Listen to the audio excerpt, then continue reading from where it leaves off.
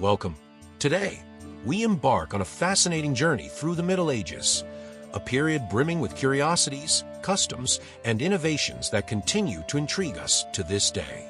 Do you know the mysteries behind pointed shoes or what marriage was like during this era? Get ready to be amazed by stories that connect us directly to this distant past. Give this video a super like, and let's dive in. Number 1. Pointed shoes. Luxury, fashion, and problems in the Middle Ages. Can you imagine wearing shoes so extravagant they could hurt your feet? Well, in the Middle Ages, pointed shoes were a true symbol of status and fashion, but they also came with some painful consequences. Origins and popularity. These shoes began to gain popularity around the year 1300 and quickly became an essential item for men who wanted to showcase their wealth and elegance. The elongated tips of these leather shoes extended several inches beyond the actual size of the wearer's feet. Bans and controversies. The clergy, for instance, had a complicated relationship with this trend. Pointed shoes were prohibited for religious figures because they interfered with kneeling during prayer. Yet, despite the prohibition, some clergymen couldn't resist the allure of extravagance. Shoes as a status symbol back then. Wearing pointed shoes was more than a style choice. It was a clear signal of wealth and power. The longer the tip, the higher the social status. It was almost like wearing a crown on your feet. Health consequences, but it wasn't all glamour. These shoes wreak havoc on people's feet. Archaeological evidence shows that bunions were extremely common during the 14th and 15th centuries, the height of the pointed shoe craze.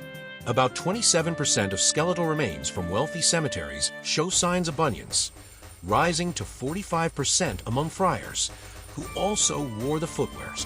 Fun fact: running races. Now, imagine trying to run a race in these shoes. Can you believe something so uncomfortable was so popular? Medieval fashion definitely had its sacrifices. And so, pointed shoes became a symbol of medieval extravagance.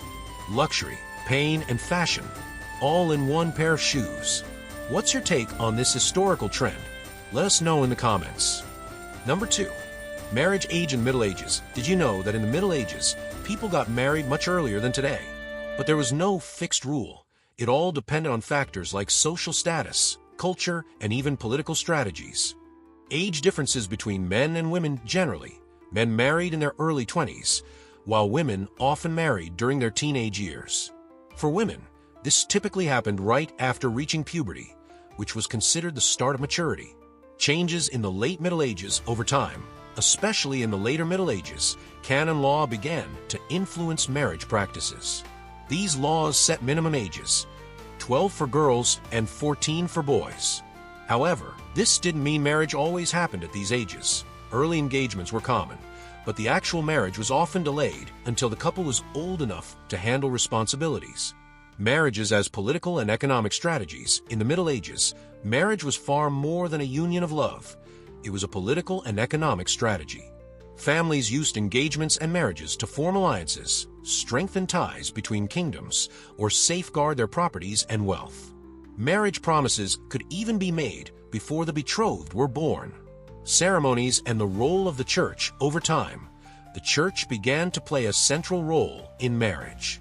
Religious ceremonies became the norm, and the sacrament of matrimony gained great importance in medieval life. This helped establish rules about who could marry and under what conditions. Exceptions and curiosities. It's worth noting that practices varied greatly across social classes. While nobles held lavish marriages, peasants often entered unions in simpler ways, based on local customs and the practical need to form families for agricultural work. Fun fact: child marriages and early contracts. Here's an interesting fact. Although the church discouraged marriage before puberty, engagement contracts could be signed when children were very young. These contracts often secured future alliances, though the actual marriage wouldn't take place for years. And so, marriage in the Middle Ages reflected society's needs far more than individual emotions. Diplomacy, economy, and religion shaped love and union. What do you think of these practices? Share your thoughts and comments. Number 3. Military training and medieval combat. In the Middle Ages, war was a part of daily life. From nobles to peasants, anyone could be called to fight. But how did people learn to wield swords, bows, and other weapons? Let's explore how military training worked in the Middle Ages. Informal training in the early Middle Ages. At the beginning of the Middle Ages, military training was relatively informal and varied greatly by region and culture. Germanic warriors, for instance, learned to fight from a young age, while peasants acquired basic skills to defend their land against invaders. Activities that supported training. Many of the skills needed for war were developed through everyday activities. Hunting, for example, sharpened precision with bows and spears, while local games and competitions ensured men were always ready for combat. Tournaments and noble training. Nobles, on the other hand, received more structured training. From a young age, future knights participated in tournaments where they could test their skills in simulated combat. These tournaments not only prepared warriors for the battlefield, but also served as important social events in medieval life. Wars and combat seasons. Medieval warfare was closely tied to the agricultural calendar. Battles often took place after the harvest or during times when the land didn't require attention. This way, farming and military training coexisted.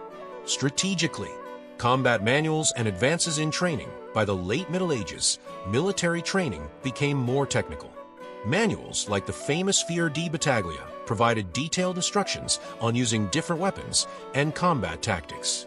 These books reflected the evolution of techniques and strategies as new technologies emerged on the battlefield. Standing armies and France's role. A significant change occurred in the 15th century when King Charles VII of France created a standing army during the 100 Years' War. This allowed for more uniform and organized training, marking a key advancement in military preparation. Fun fact: women in military training, although rare, some women also received military training, especially during times of need. They could defend castles, lead troops, or even fight alongside men. A famous example is Joan of Arc, who led French armies against the English. Military training in the Middle Ages was a blend of necessity, daily practice, and, for some, sheer spectacle.